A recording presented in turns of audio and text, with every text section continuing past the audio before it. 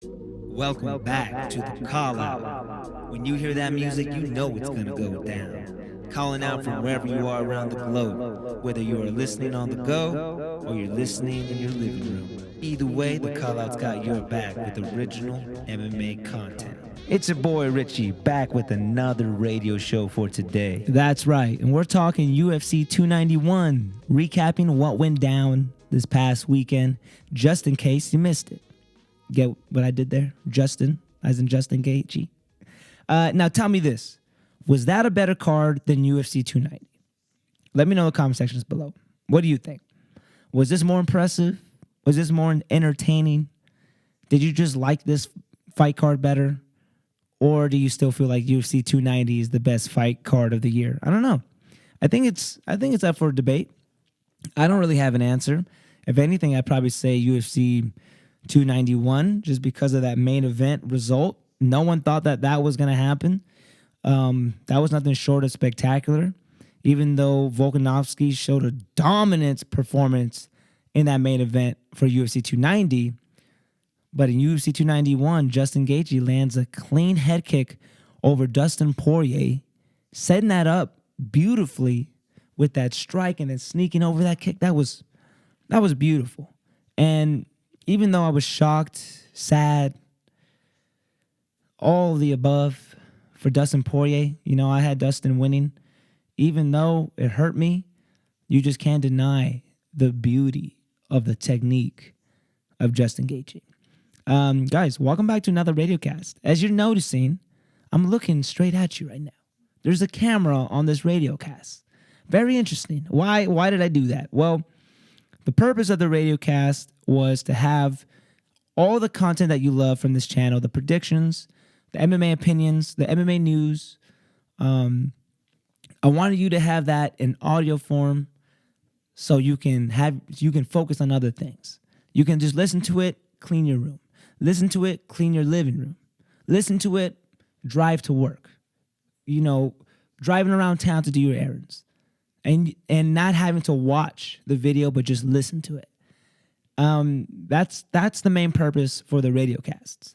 That being said, it's been a little while since I've hit record on that camera. It's been a little while since I've shown you guys my face. So I miss you guys, and I miss you guys seeing me. So, I decided to throw the camera on this Radiocast. But that being said, I want you to still enjoy and appreciate the audio. Don't feel pressure like you have to watch it. I'm only doing this because some of you guys are saying that you want more videos. So let's get right into this UFC recap. We're starting at the bottom in the main card here. Holland submitting Chiesa. That was a really good win. That was a really good win for Holland. He did the right thing. He was a cleaner fighter than I thought he was going to be. He was a smarter fighter than I thought he was going to be. And he ended up getting that submission win over Chiesa, who a lot of us thought was Chiesa's way to win this fight was by submission. And Kevin Holland had to knock him out or win by decision. So to see Kevin Holland win by submission just proves that he was going to win anyway he wanted. And, Kevin's got a nasty darce, man. He's got a nasty darce choke. He's got one of the nastiest darce chokes in that division. Great win for Kevin Holland. All of you guys that got Kevin Holland by submission, you won big. Good job. Okay, next fight. Tony Ferguson versus Bobby Green. Bobby Green was able to submit Tony Ferguson in the third round. So we got back-to-back submissions here. And that was big money too. I don't know what the odds were for all my bettors out there, but if I had to guess, I would say Bobby Green was probably a plus 1,200 underdog to win by submission. That's just my guess. Somewhere there. Big money. I just know it had to have been big money. Tony Ferguson looked as good as I thought he was going to look in the first round. He ended up dropping Bobby Lee. But after that, he let Bobby Lee do his thing with the stand-up, with the boxing. And it was just kind of a wrap, man. Tony Ferguson, it's sad to say, but I think he's El Cucuy light. He just doesn't have the gas anymore. He doesn't have that power anymore. Doesn't have that oomph in his strikes and in his movement anymore. I think he's tapped out, man. I think he's tapped out, and it's sad to say, but this fight proved it to me. Now, I don't want to really see him retire unless that's what he wants to do. You know, I want fighters to do what they want to do. And if you want to retire, then do it. If you want to fight, I'll support you. But what I think the safe thing to do and the right thing to do is, first of all, take a break and meditate on this. But I would have to say, hang the gloves, man. Hang the gloves. You know, I don't want to say it, but I think it's time for him. I think it's time for him. He's done a lot in the sport already. It's not like he's given up. You know, he went into this fight knowing how tough it was going to be, and now he's on a 6-fight losing streak. It's tough. It's tough to tell what the future holds for El Cucuy, but I like the idea of him retiring. If he doesn't, cool. I'll support him. I'll continue to, you know, predict his fights and talk about his fights to support him and keep the El Cucuy fire burning. But I'd be a little happier if he retired. I don't know. What do you guys think? Should Tony Ferguson retire? Let me know in the comment sections below.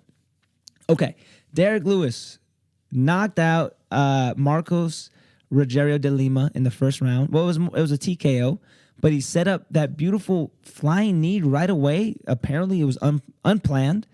He just felt the moment, went in there, landed that beautiful knee, and then just finished with a barrage of punches.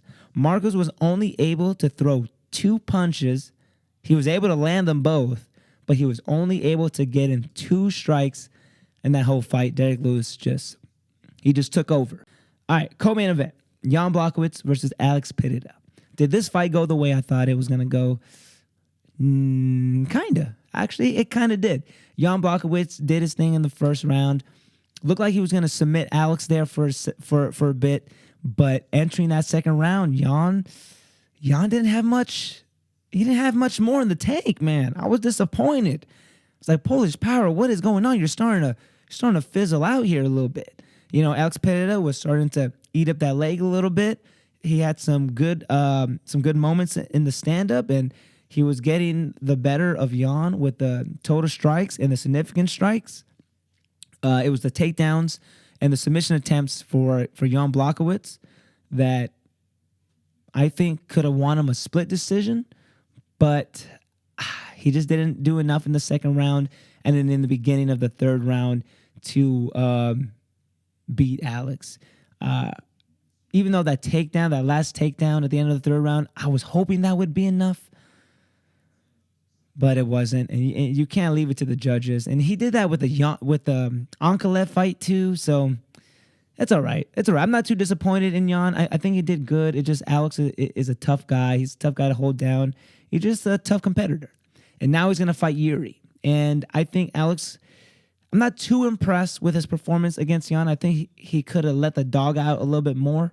He probably could have finished Jan in the third round if he would have just let loose with his stand-up more. He might have some issues with Yuri, guys. He might have some issues with Yuri. But that's going to be a wicked fight nonetheless. Good win for Alex. Good win for you, bud. Good win. But I want to see more. When he fights Yuri, I want to see a little bit more out of him. I want to see better takedown defense. I want to see a little bit better on the ground. You know, he's improved a lot, though. He's improved a lot on the ground. I just want to see more if he's gonna face Yuri. Okay, Dustin Poirier versus Justin Gaethje. This fight was amazing. This main event was shocking. Robert and I had the boys over here for the fight, and Robert and I were both shocked. He was dead silent. I was just like over the moon. I couldn't believe that Justin set up that high kick so perfectly and got Dustin Poirier out of there. In the second round, too, man, I even told the boys, I was praying. I told them, I was like, man, I just pray that it makes it to the third round. I hope we can see some carnage for 3 rounds. But it didn't make it. You know, it didn't make it to the third round. And I was worried about that.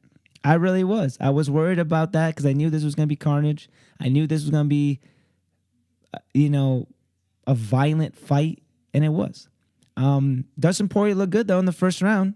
He looked good, but I felt like he was just starting to kind of warm up. Like he was just, getting his feeling on. But then Justin Gaethje, man, I guess he saw Dustin a little complacent, set up that high kick, got him out of there. What a main event. What a fight card. Salt Lake City, man, you guys have amazing fights over there. You know, you had that Leon Edwards head kick KO last minute over Kamaru Usman, which, by the way, is Justin Gaethje's training partner. So Justin Gaethje got some he avenged his brother's loss a little bit there. So just great fight night, man. Just great night of fights. Hopefully you guys were able to enjoy. We got some more fights to cover this weekend. We're going to be doing a prediction video for the UFC fight night, Corey Sandhagen versus Rob Font. We're going to be doing our prediction videos and dropping them either this Thursday or Friday. So please like and subscribe if you're enjoying the content. Once you hear that music, it means it's time for me to skedaddle on out of here. Thank you for listening to another Radiocast, even though today I had a video. I will see you guys on the next episode. As always, stay blessed, stay healthy. See you soon.